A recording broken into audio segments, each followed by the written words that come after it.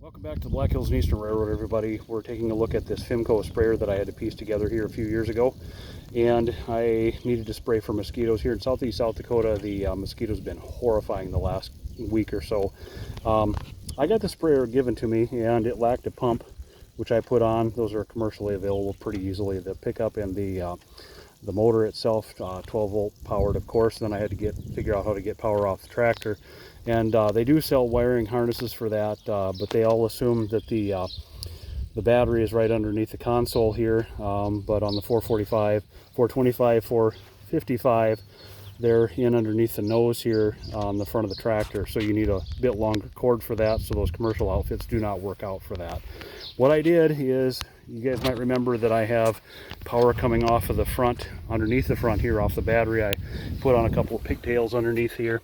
And I have spade connectors for actually for the lighting for the snowblower when I need it, and I use those same connectors for a piece of lamp cord that I bought, Ace hardware lamp cord, like a 10-foot piece of cord that I split, and of course one end of the split goes here underneath the tractor.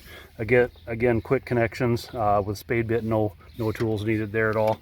And then I split it approximately in the middle, so I get male and female ends up here on the tractor so I can control off and on with a pump. And then of course the other cut end goes on to the 12 volt connector here. And again, that's the same connections that I use with the lights on the snowblower in the winter. Works out just great, and of course it runs the pump just fine. And I got my mosquito sprayed today. Thanks for watching. We'll see you in the next one.